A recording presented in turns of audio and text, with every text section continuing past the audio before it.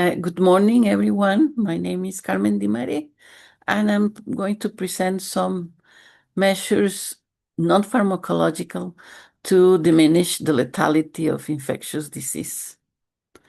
This um,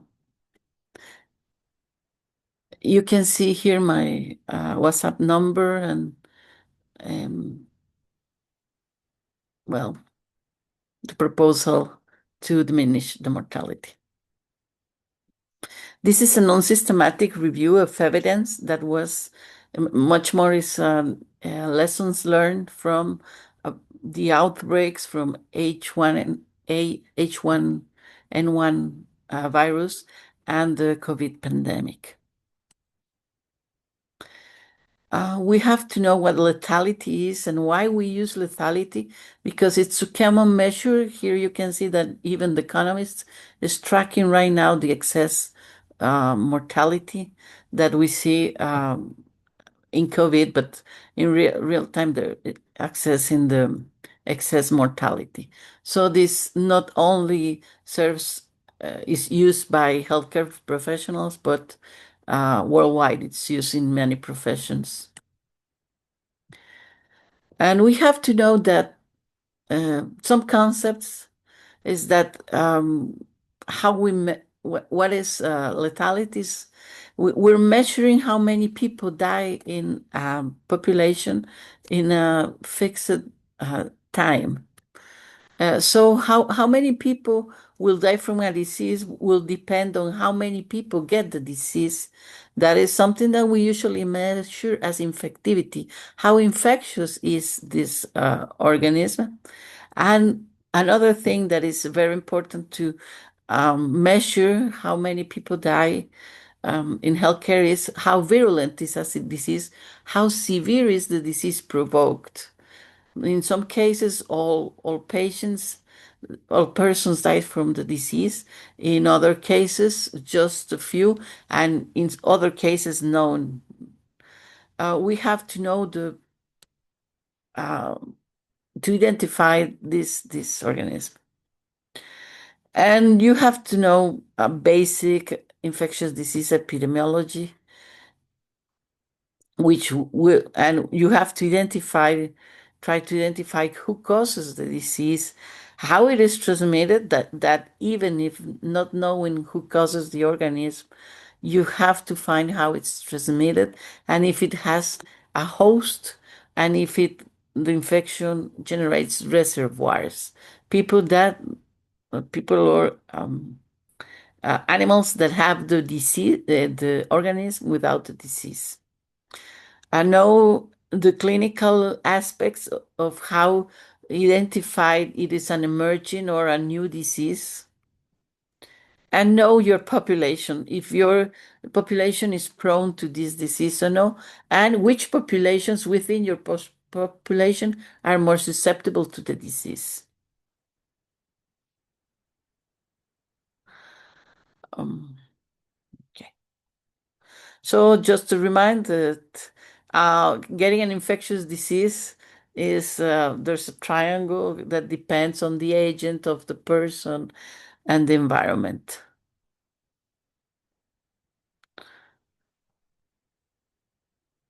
So mostly is on these lessons learned is you have to um, know that microorganisms that are not adapted to the human will have a very different disease than those adapted, and it causes more severe disease. And as the strains if it doesn't die without in the first cases, which is usually what happens, that the person dies and it doesn't transmit the disease, but in the case that it transmits the disease and it gets into the community, then you have to manage how to become a less severe disease. Usually it does become a less severe disease, and it can become a child disease or a sexual transmitted disease.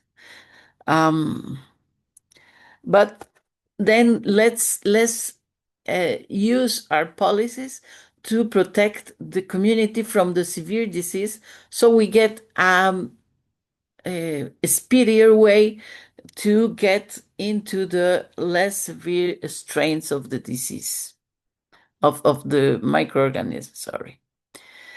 Also, you have to learn how to read charts and diagrams, which is something that you can look at the basic books on infectious epidemiology. What we learn and what is must usually when you get into an outbreak is that you have to evaluate how virulent is this strain. How does it get to make you sick? And if there is a community transmission, how does the less virulent strain manifest, and how do the more severe cases manifest? Usually there's different syndromes. So you have to know which syndrome is more associated with death than the others that don't. And you have to manage how it is transmitted. I will make here I will focus on the lessons learned, but there are many other ways of transmission. But it has an air transmission. You have to know how to study which mask you should use, in which cases you use medical mask, in which cases you can use no mask, in which cases it's dangerous to use N95, like in small children or children doing sports. You shouldn't use N95. You should use, medical mask to prevent lethality. That's okay. Know how to wash your hands, know your soaps, your alcoholic solution, and the principle of preventing biofilm in your hands. That's it's something important, that when you take your policies, you prevent biofilm creation.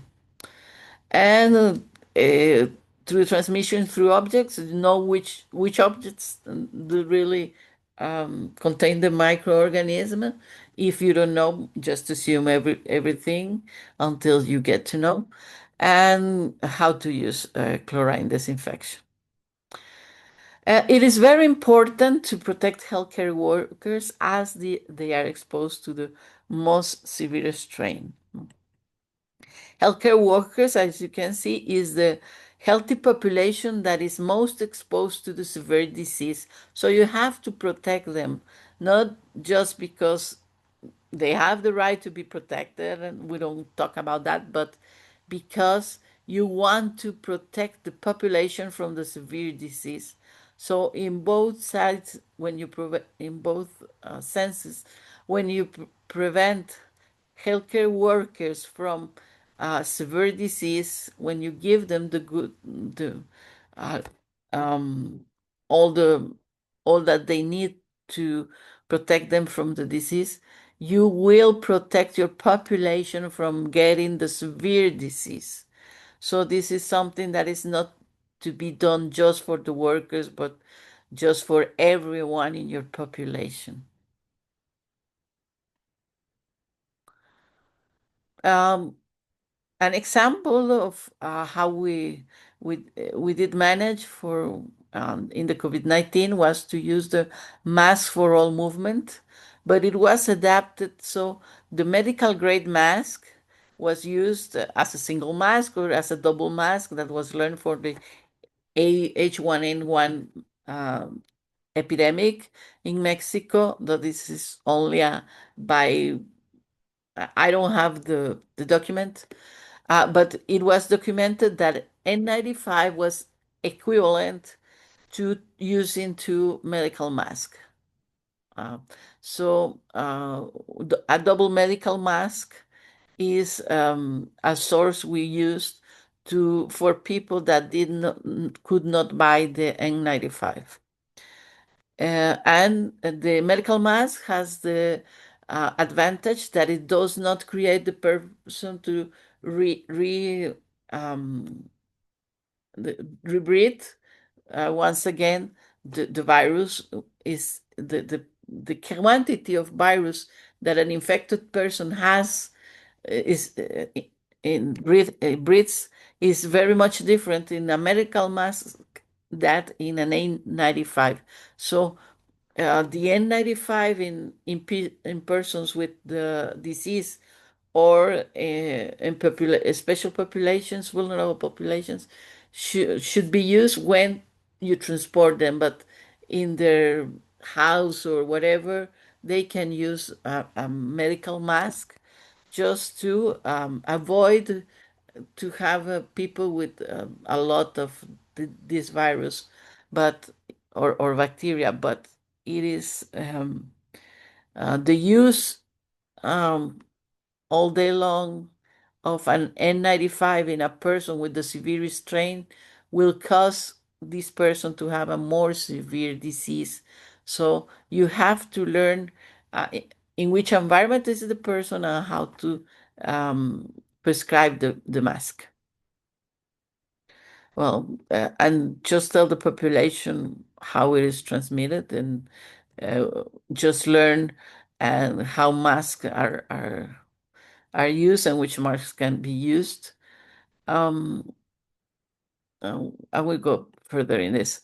And this is some evidence that it's about, though this is basic infectious epidemiology, that the degree, the amount of inoculum is related to the severity of the disease. And that is one of the uh, most important arguments to use mask of medical grade, because at least this makes that the environment has a less quantity of the microorganism. The example of mask for all that it was used, um, and you can read it. And there are people that study which mask prevent or not the disease. So, in case of an outbreak, please review which mask can be used instead of using, like, I don't know, cotton mask that are not useful in this case. So, here is the case in the COVID um, epidemic that we use the American Association of Chemistry evaluation, American Chemical Society, sorry. And also you have to know about the subject and do the research. For example, the use of vitamin D in COVID-19 is related to some characteristic of the pangolin that was at first known as is, but the COVID-19, the SARS um, virus does have can be prevented through the use of vitamin D, and high doses of vitamin D were used to prevent the severity. So if you study the disease and um, uh, we'll find that maybe there is something out there that can help to make less severe in the whole population. That is also a case that we want less people sick. That's what we want. Okay. This was and we made a movement, tried to make a movement with this COVID-19, which was moved to the pink zone, and it is related that most deaths were on the severe cases. And so what we said is, let's make that people prevent and isolate those severe cases, but those cases that are not severe, the milder ones, let them there be. So in the community, we will transmit a small amount of the less severe cases, the mild cases or the non subclinical cases. So that was the emphasis that we made. So let's put all of our energy to prevent severe cases and protect susceptible populations. And on the other cases, let's prevent with medical grade mask and hand washing and if needed, surface, but that was it. In order to flatten the curve. So um, also in crowded spaces, so you use medical mask unless you are a susceptible person. And so that was the way to flatten the curve, which is something that we want to do in any outbreak. So that was the this is numbers, but um, so stay home, but mostly to severe cases, and take measures to diminish the transmission of the severe cases and protect the susceptible populations.